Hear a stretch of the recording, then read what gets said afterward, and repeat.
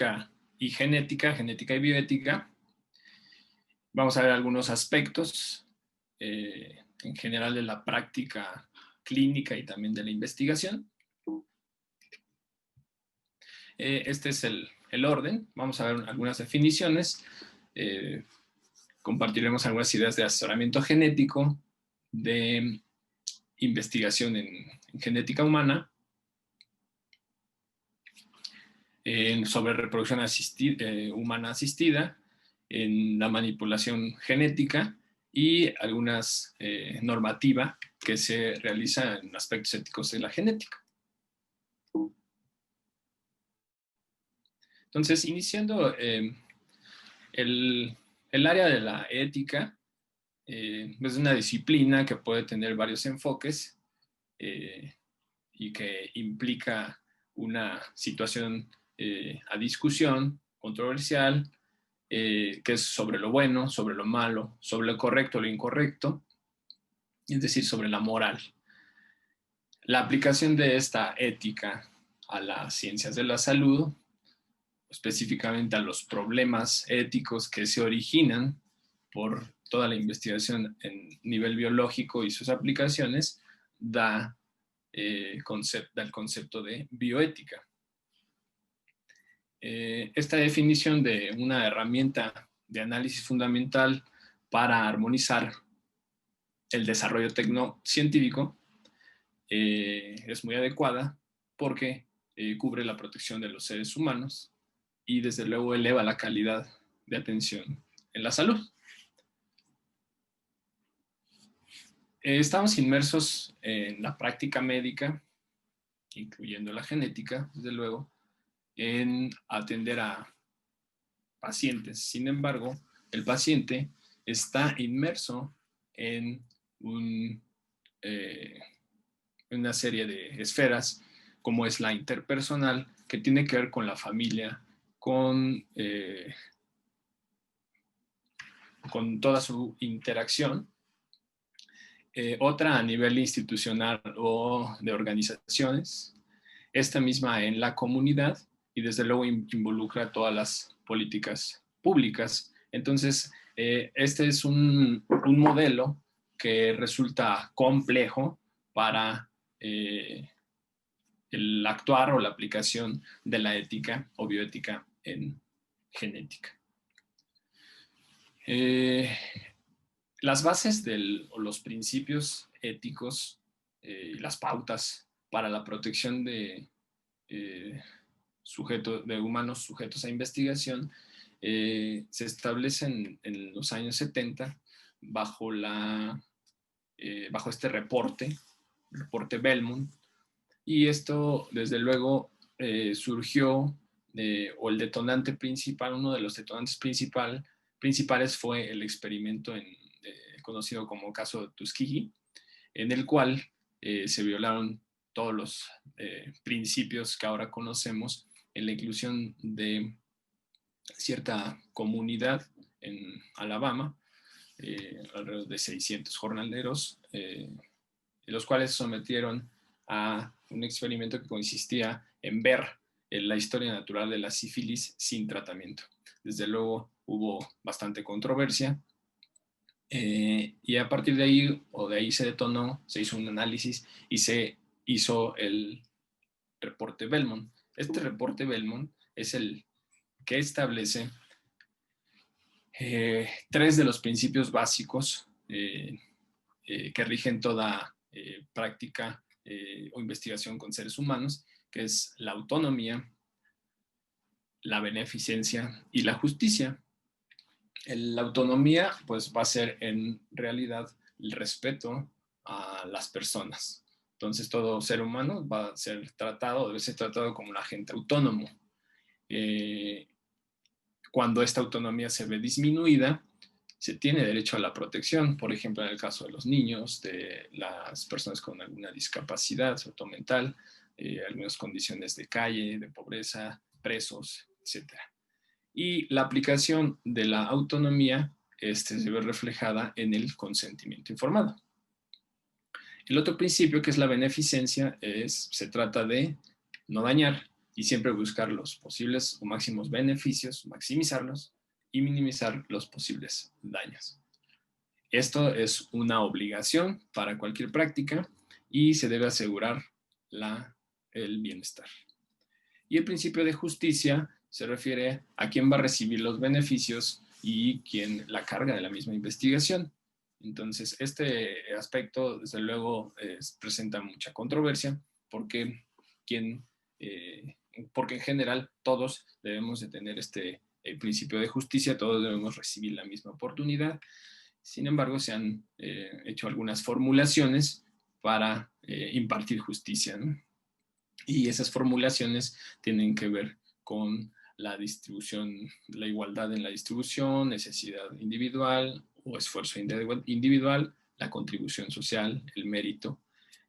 Y esto, su aplicación es en la selección de sujetos.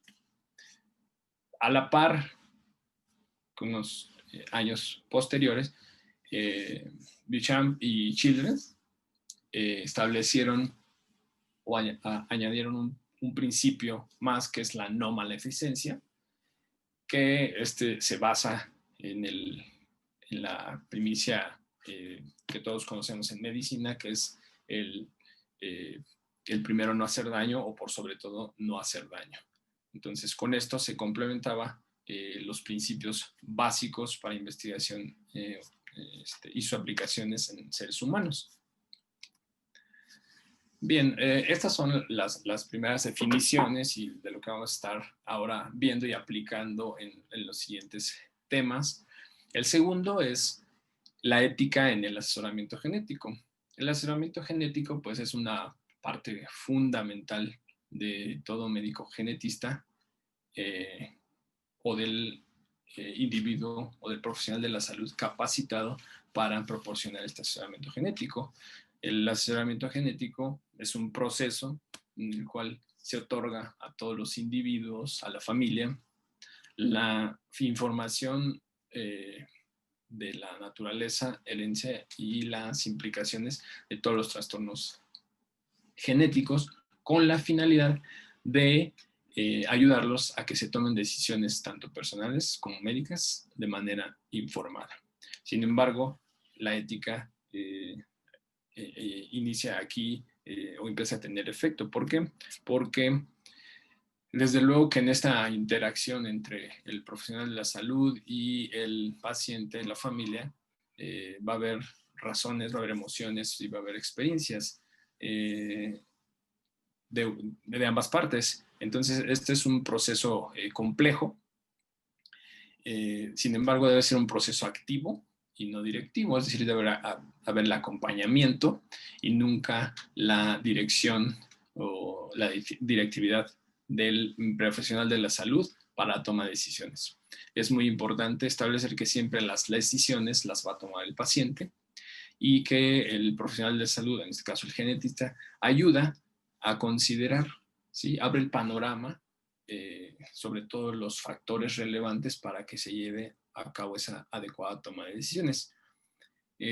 Una actividad central que debe establecerse aquí es la comunicación. Siempre debe ser una comunicación efectiva, un lenguaje claro, una escucha atenta y desde luego tener una empatía con el paciente. ¿Por qué? Porque siempre en estos aspectos se va a tener la presencia de conflicto entre los diferentes principios. Sobre el asesoramiento genético, una situación importante es que en general a veces se trata de un asunto familiar, que puede ser desde un secreto familiar, una revelación familiar, y por lo tanto, cómo comunicarlo. Entonces, la información genética relevante para la familia? Pues es muy importante en este aspecto. Desde luego, si en el estudio de un paciente o de una familia se reportan riesgos para desarrollar una condición genética, esta condición genética, además de afectar al propio paciente, tiene repercusión en la familia. Es por tanto que esta información es relevante.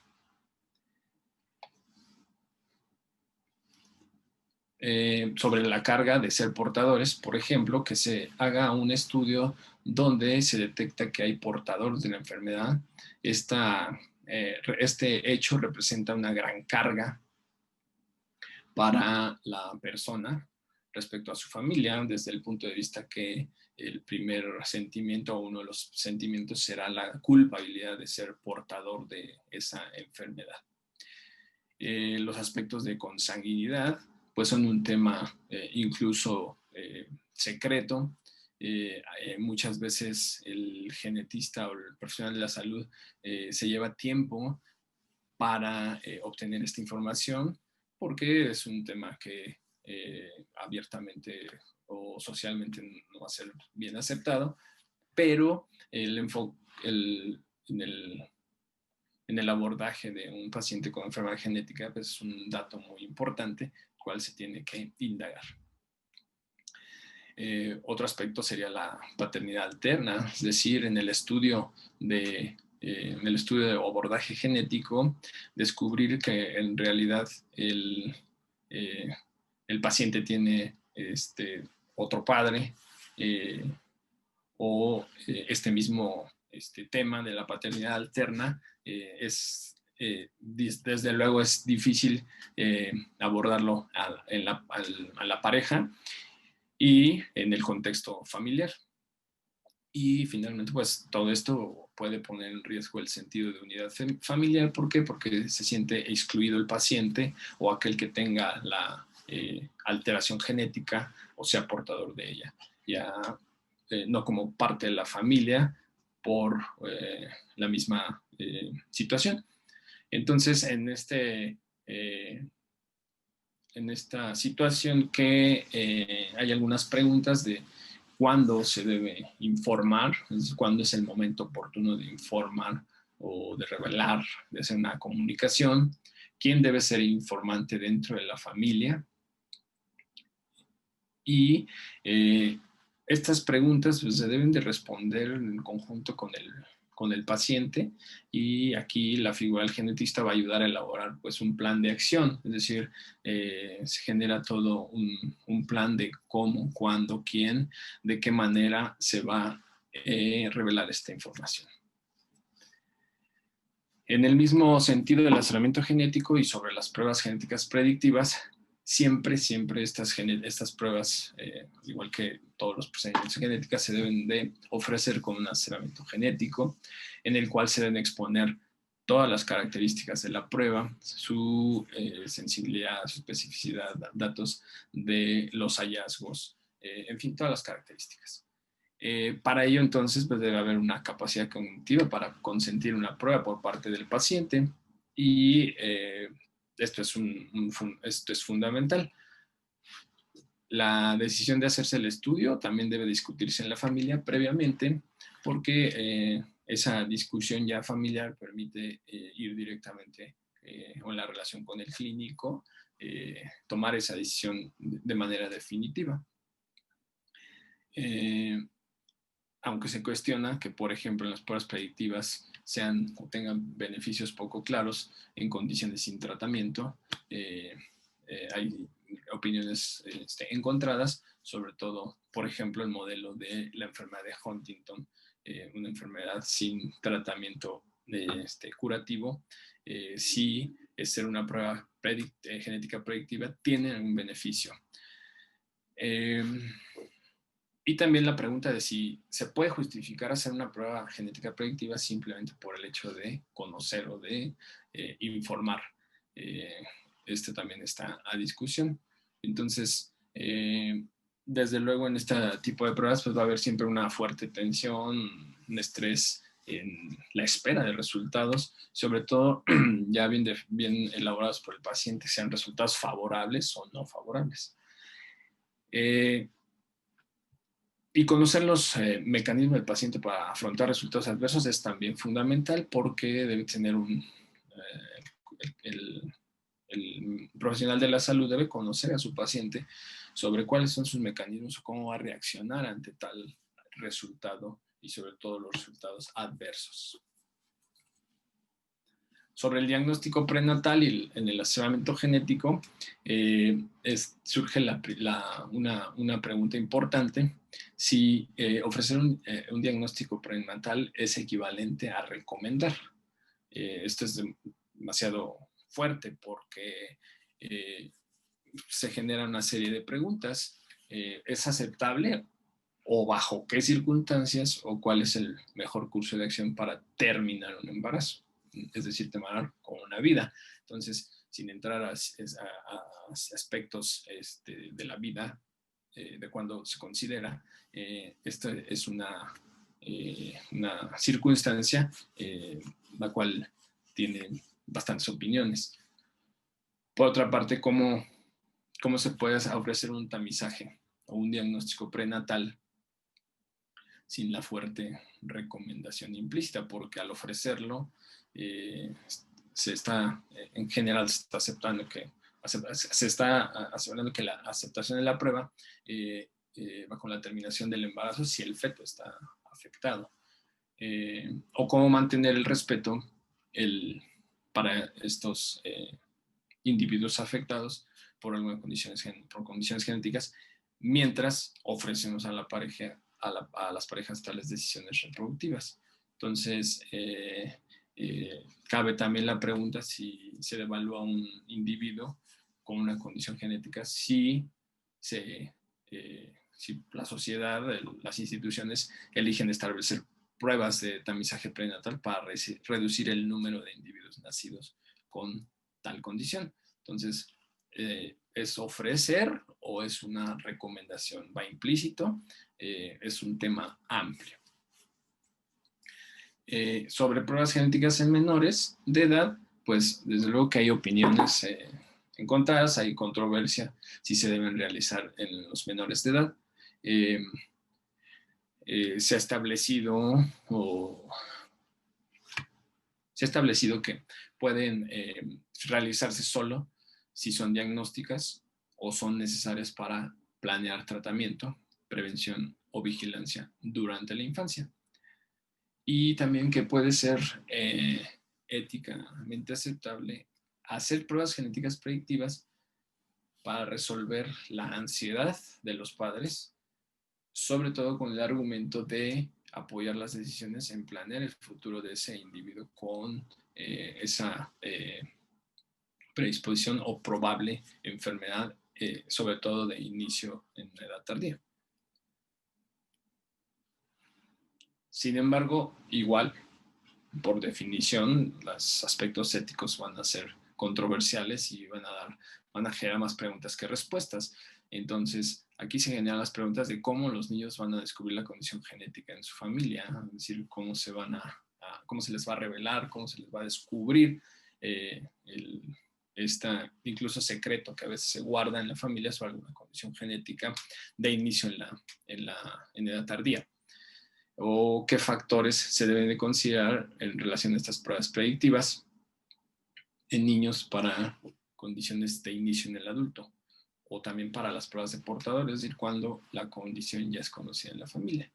¿Cuál es la edad apropiada para participar en la toma de decisiones? Es decir, cuando ya el menor de edad tiene esta madurez para procesar esta información y además participar en la toma de decisiones. ¿Cuándo es razonable estudiar un niño como requisito para su adopción? Esto es demasiado fuerte porque adoptar un niño y realizar un estudio de prueba genética predictiva podría tener implicaciones en el mismo proceso de adopción. O cómo responder a problemas conductuales de un niño que puede estar destinado a desarrollar esquizofrenia, es decir, cómo se va a tratar. Se debe de tratar como un niño que no tuviera esa información, como si no se hubiera estudiado. Entonces son problemas bastante fuertes en aspecto de resolver o llegar a un consenso. Y sobre los hallazgos incidentales, generalmente, bueno, estos hallazgos resultan en pruebas cuando se estudia el genoma completo o el exoma, cuando se identifican variantes patogénicas para condiciones de inicio tardío en la vida, cuando se está estudiando o cuando el estudio diagnóstico es sobre otra condición, es decir, son estos hallazgos. Deben ser informados siempre con previo consentimiento de los padres. Entonces, eso se establece en el consentimiento. Pero, ¿qué hacer con esas variantes patogénicas? Sobre todo, ¿qué hacer con aquellas que se denominan variantes de significado clínico incierto? Es decir, en aquellas variantes que el significado clínico no está bien establecido. O qué hacer con aquellas variantes en el número de copias en donde tampoco el significado clínico puede estar claro. ¿Qué se hace con ellas? ¿Se informan? ¿No se informan? O cómo actuar o entender un resultado que indica moderada susceptibilidad a determinada condición. Por ejemplo, rasgos autistas, esquizofrenia o discapacidad intelectual. Así como cómo transmitirlo a la familia, cómo lo entenderá la familia y cuál sería el curso de acción. Todas son preguntas que quedan ahí y que hay desde luego argumentos, varios argumentos sobre cuál es el curso de acción.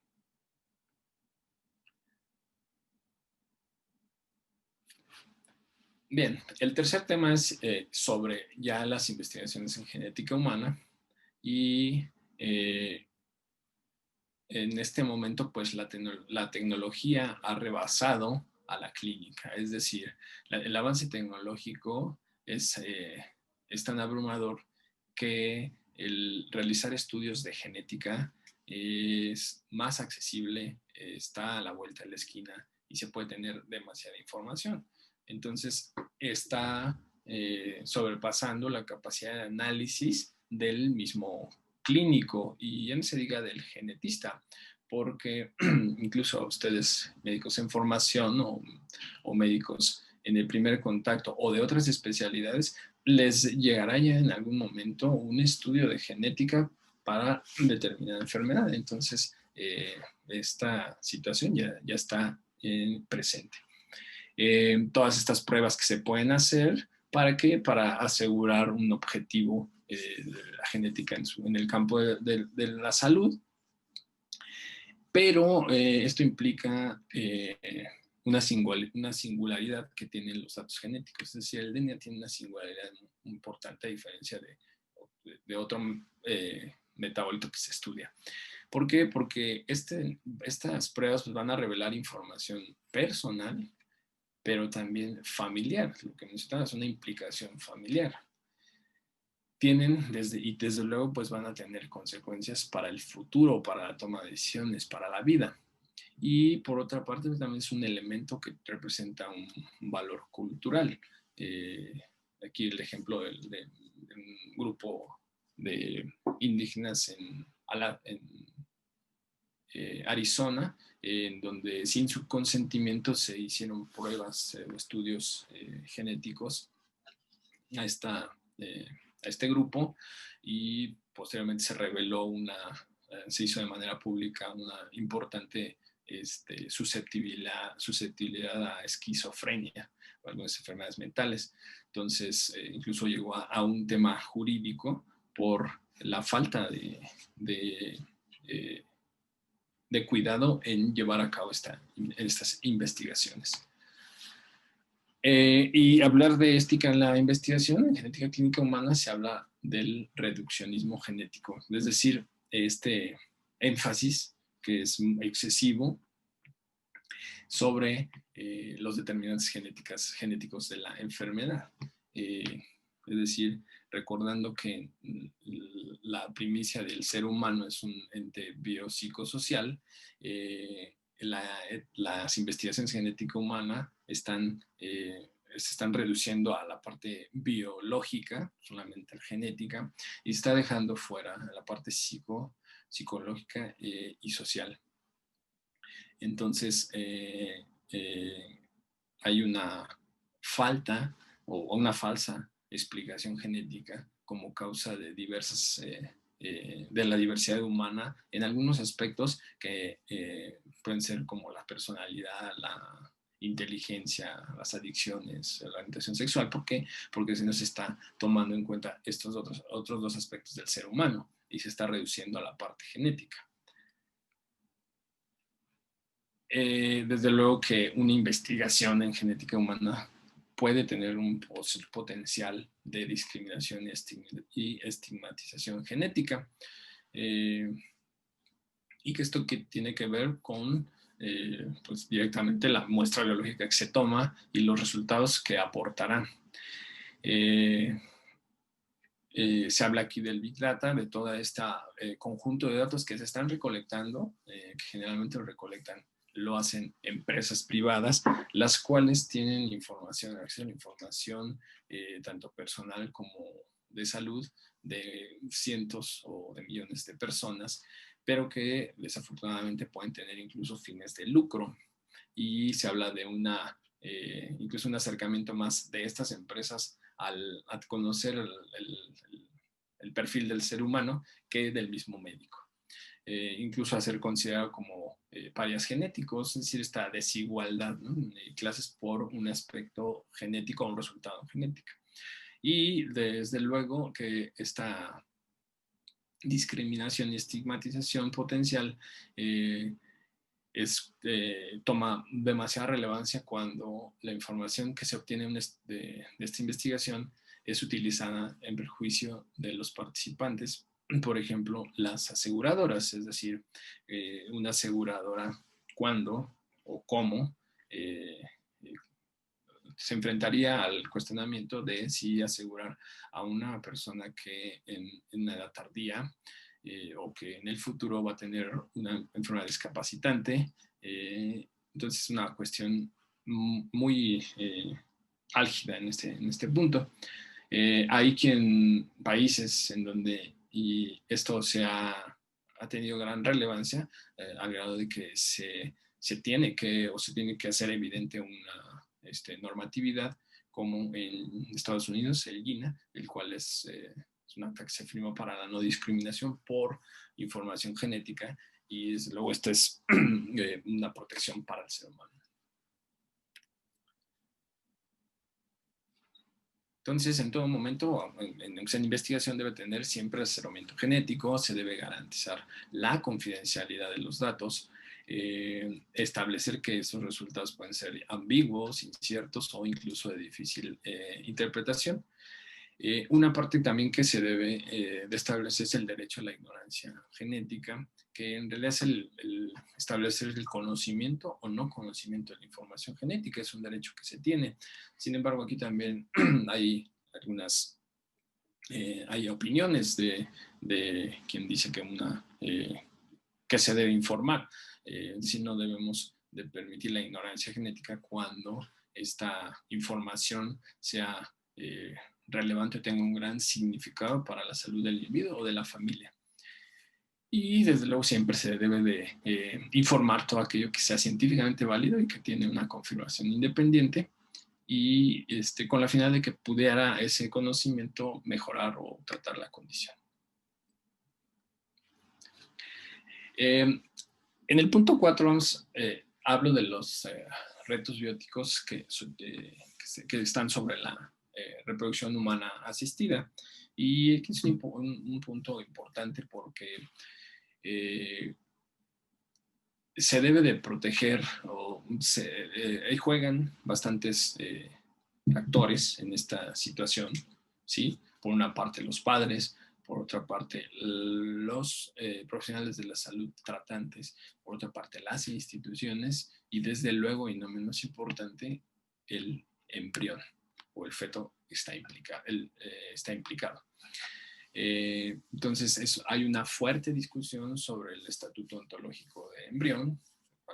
Pues cada quien tiene su opinión y desde luego que es un tema controversial cuando se considera que es un ser humano con autodeterminación, con independencia, cuando no.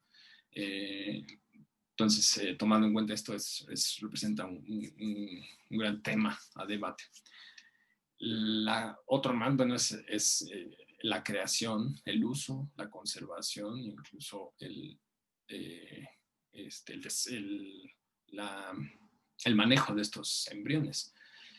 Desde luego, pues tiene la implicación del diagnóstico prenatal, igual que todos los procedimientos deben tener un consentimiento informado, pero también se debe evaluar el acceso de las técnicas reproductivas, es decir, aquí entra también el principio de justicia, en el cual se debe este acceso, ¿quién lo tendría? En general, porque son procedimientos caros, son procedimientos de manera generalmente privados.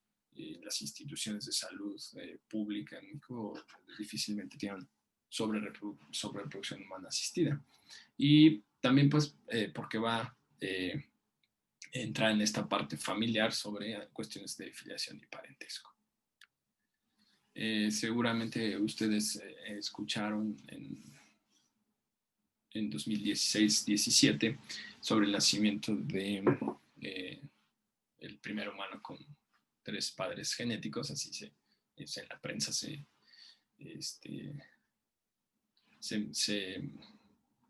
manejaba, en donde se realizó un procedimiento que incluía un genoma materno, un genoma paterno y un genoma de un tercero, específicamente mitocondrial, todo para enfocar en una enfermedad mitocondrial, pero que se realizó y nació aquí en México. Entonces, en este aspecto, no, hubo bastante escándalo de por qué se hacía en México. Y bueno, se hizo en México, ¿por qué?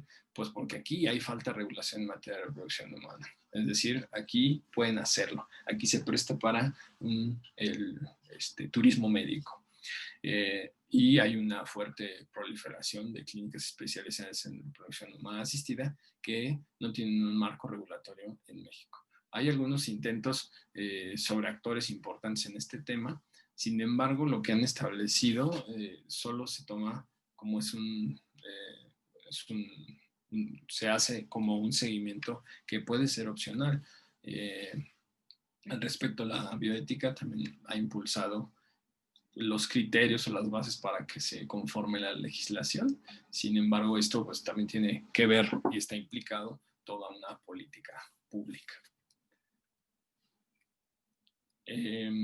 La reproducción humana asistida, un tema relacionado, pues el diagnóstico genético preimplantación, el cual debe tener asesoramiento genético en todo momento, porque genera esta parte de sentimiento de culpa y otros aspectos que hemos visto más personales. Y hay algunas situaciones que se han establecido o que hay opiniones muy contundentes sobre, por ejemplo, que ningún embrión afectado puede ser transferido en ausencia de embriones normales. Es decir, si no se encuentran embriones normales para tener un resultado positivo de esta implantación, de ninguna manera se puede implantar un embrión afectado. Y tampoco se puede hacer la transferencia de embriones cuando la única finalidad es la selección del sexo, a menos o excepto las condiciones en las cuales tiene una implicación el sexo, como son las enfermedades ligadas al cromosoma X. Decíamos hace un momento sobre la situación de ofrecer o recomendar, y es una situación que está pasando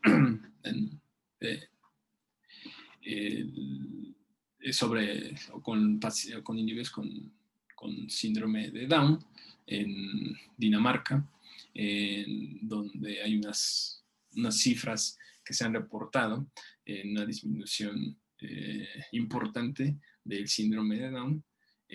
Por ejemplo, esta del 2019, donde se registraron solamente 18 en todo el país. Desde luego, y guardando proporciones de cantidad o de densidad poblacional, pero como un comparativo colocaban los 6,000 nacimientos, son niños con síndrome de Down que nacieron ese mismo año en Estados Unidos. Y esto es resultado, desde luego, pues, de la implantación de estas políticas públicas sobre tamizaje que se introdujo en este país. Entonces, a la cuestión, ¿no? de esta frase, ¿no? De si en los últimos niños con síndrome, ¿no? Es un tema pues, de mucha reflexión. Bueno, el quinto punto son sobre las implicaciones éticas que tienen que ver sobre la manipulación genética para la prevención de enfermedades. Desde luego que el ser humano siempre ha tenido esa inquietud y esa ímpetu que va incluso más allá o sobre la vida. Intentos que se han realizado, pues es el punto desconocido, el experimento, el trabajo con la abeja Dolly sobre clonación y transferencia nuclear somática. Luego ha habido otras tecnologías, esta que mencionamos del reemplazo del genoma mitocondrial o alguna otra sobre células potenciales.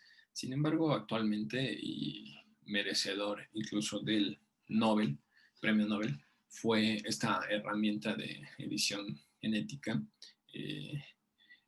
CRISPR-Cas9, que puso en alarma la posibilidad, alarma mundial, la posibilidad o el potencial de editar no solo la línea somática, que esa es completamente aceptada, sino la línea germinal del genoma. Se hablaba incluso si había una eugenesia de la especie y desde luego que está en controversia. Por una parte están los transhumanistas, sí, en esta corriente que están a favor de optimizar, de que es una oportunidad para optimizar y como lo mencionan, liberar de la condición humana enfermiza. Es decir, el humanismo promueve la evolución, por así llamarla, artificial del ser humano. Con esta herramienta es una oportunidad para esta corriente filosófica.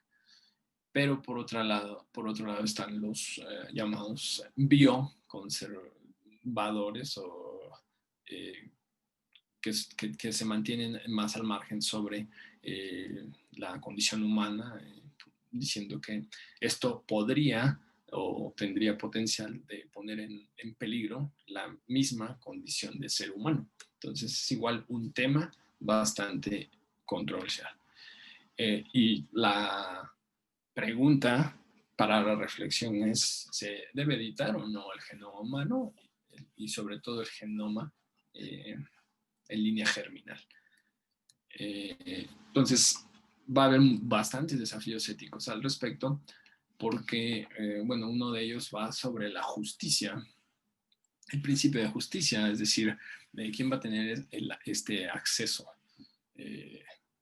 Son procedimientos, desde luego, costosos a nivel del público, a nivel poblacional, y entonces se propone, o sea, establecido si va a haber clases, ¿no? Estas clases de gen ricos y gen pobres, ¿no? ¿Quién va a tener el acceso? ¿Cómo se va a garantizar el acceso una vez que esté ya bien establecida la población? Pero también genera esta situación sobre cómo se manejan, es decir, la generación o destrucción de los embriones. Es una situación bastante controversial. Y establece un principio que se agrega al principio de beneficencia, pero que se le ha denominado la beneficencia procreativa. Es decir, si se realiza la edición de la línea germinal, entonces, teniendo la posibilidad, se hace una serie de preguntas, ¿no? Teniendo la posibilidad de eliminar la enfermedad de los hijos, es imperdonable no hacerlo. Es decir, ustedes, si tuvieran acceso a esta herramienta y podrían eliminar una enfermedad de sus hijos, no se lo perdonarían si no lo hacen, o cómo lo tomarían. Otra, hasta la cuestión de que si los padres se deben de oponer a las alternativas que les presenta el mundo, con tal de respetar un ser inicial, que no ha alcanzado su complejidad y su riqueza. Entonces aquí volvemos a la situación ontológica del embrión. Es un ser inicial, pero si es complejo o no es complejo, ya es un ser humano con autodeterminación, con los mismos derechos. E incluso se habla de esta parte de manera legal de cómo se habla de derechos, de respetos, de autodeterminación de un ser humano que no ha nacido, porque en realidad es hacia futuro. Otra de las cuestiones es la otra parte, la parte de la ética. Es decir, que si los actores de la ética, la bioética, deben oponerse al curso del mundo para salvar, simplemente por salvar ideales abstractos. Cuando un individuo nacerá irremediablemente con alguna enfermedad devastadora, pues es bastante fuerte y de debatir. Lo que sí se establece por consenso internacional es el límite que alcanzaría esto, es decir, manipular o tener esa manipulación génica por razones de diseño, de características físicas o funcionales, ese sería un límite. Y vendrá a ustedes una película famosa llamada Gattaca, ¿no? Donde se van a potencializar estas características físicas. Esto es de diseño, entonces esto sería un límite para la edición o manipulación genética. Pero una cosa es que se establezca y la otra es si se va a respetar por los padres, con todo esto que hemos visto, por los mismos científicos o biotecnológicos en la privacidad de los laboratorios. Es decir, nadie va a estar, es imposible vigilar qué hace, qué se hace dentro de un laboratorio. Entonces, ¿cómo poner límite entre si es de tratamiento, de terapia o simplemente es de diseño o mejoramiento? Entonces, alterar el genoma de línea germinal crearía distintos tipos de humanos y así se caería en una desigualdad ontológica y es lo que decíamos sobre parias genético. Y no está tan alejado. Ustedes también conocen el caso en 2018 de científico chino que Yang Qiuji, que de manera inesperada en una reunión internacional anunció el nacimiento de gemelas después de una edición genómica para enfocada a la resistencia al HIV. Pues esto fue una situación, un parteaguas para la regulación y es de lo que hablábamos sobre quién garantiza que un científico no lo haga, a pesar de que se establezcan las políticas. Bueno, tuvo sus repercusiones, tuvo sus sanciones, hubo inhabilitación de por vida y una serie de aspectos que se descubrieron en la elaboración, en la experimentación, desde luego todos saltándose diversos reglamentaciones. Al respecto también, y tema relacionado,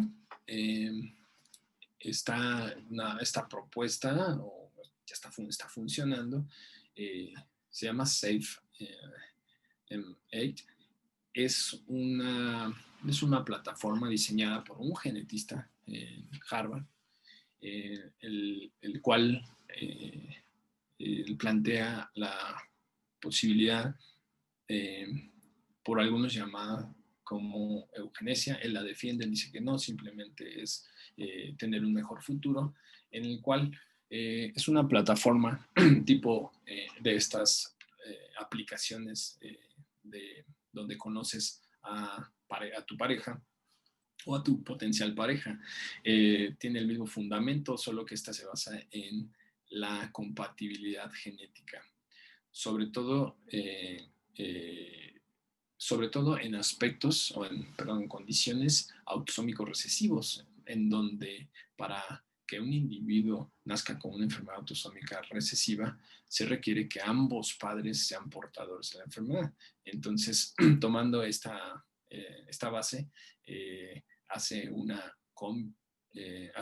genera una compatibilidad de la información genética de ambos individuos y les da un reporte de que si esta pareja puede ser compatible para procrear o no es.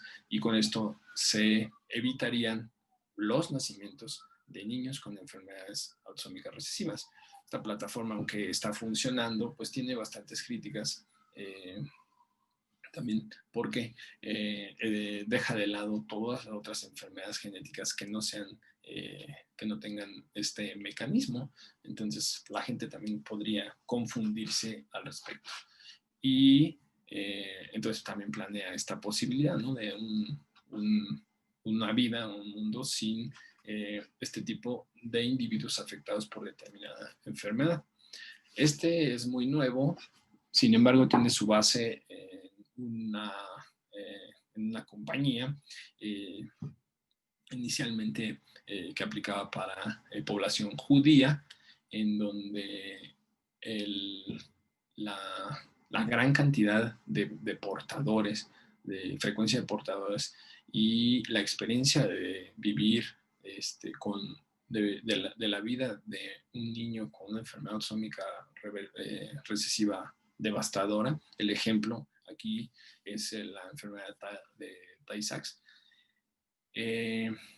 Llegó a crear este sitio que sigue la misma filosofía, donde se proponen directamente perfiles genéticos para detección de portadores entre población, entre etnias ashkenazi, en judíos, determinadas enfermedades específicas como fibrosis quística, Tay-Sachs, algunas otras enfermedades, pero bien específicas de esta población, sobre todo para ver la compatibilidad y por lo tanto tener una base sobre qué parejas pueden ser compatibles. Y igual nos llevaría a la reflexión de la generación de de diferentes tipos, ¿no? De individuos o la eliminación de algunos individuos, si se puede ver de esa manera.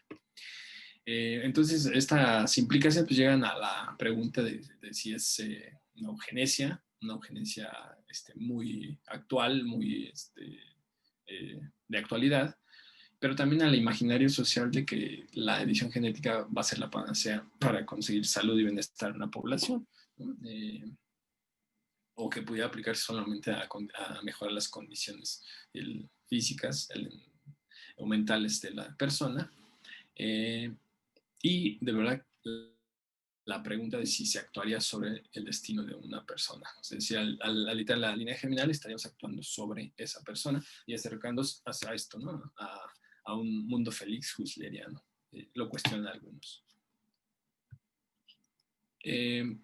Ok, al respecto, pues desde luego que hay pronunciamientos muy importantes de organismos de genética y de tratamiento de manipulación genética internacional, los cuales dan 3 puntos específicos, que actualmente es inapropiado realizar edición germinal con fines clínicos, que sí se puede hacer la edición del genoma en embriones y gametos humanos, pero a nivel de experimental, preclínico, in vitro, y que se puede tener una aplicación clínica en el futuro de esta edición germinal humana, sobre todo, o a menos de que se cumplan algunas premisas, como son que sea una razón médica convincente, que se tenga evidencia que soporte el uso clínico, o sea, que esté bien probada, que tenga una justificación ética y también que sea un proceso transparente. Y la regulación en México no está totalmente definida sobre este aspecto. Sí hay regulación sobre el tema de sobre los proyectos de investigación para seres humanos, es decir, está incluido en estas regulaciones, sin embargo, no está totalmente explícito o hasta el momento no hay una declaración al respecto. Lo más cercano es un decálogo que se realizó en el INMEGEN, Instituto Nacional de Medicina Genómica, sobre los derechos de las personas respecto a su muestra biológica y a su información genética. Y ha habido y existen, desde luego, varias convenciones, varias declaraciones sobre los límites éticos de la genética establecidos por una de las principales es la Convención de Oviedo, el cual, desde luego, menciona que el genoma humano es patrimonio simbólico de la humanidad, que no se permite la discriminación, la estigmatización, y cuestiona esta situación del mejoramiento de las características, de qué se va a entender por mejoramiento, cuándo está obligado a este mejoramiento o cuáles son, por ejemplo, enfermedades que se pueden interrumpir y sobre la determinación del sexo con fines selectivos. Sin embargo, también hay otros organismos como la UNESCO que tiene estas declaraciones, son extensas, ustedes las pueden consultar, son de acceso libre, sobre la Declaración Universal del Genoma Humano y los Derechos Humanos y la Declaración Internacional de los Datos Genéticos Humanos. Bueno, es un tema bastante extenso. Las preguntas que se propusieron son situaciones que se las deben de tener ustedes para reflexionar y generar el debate público, que es lo que genera o lo que se necesita para estos aspectos de genética y bioética. Pues muchas gracias. No, muchas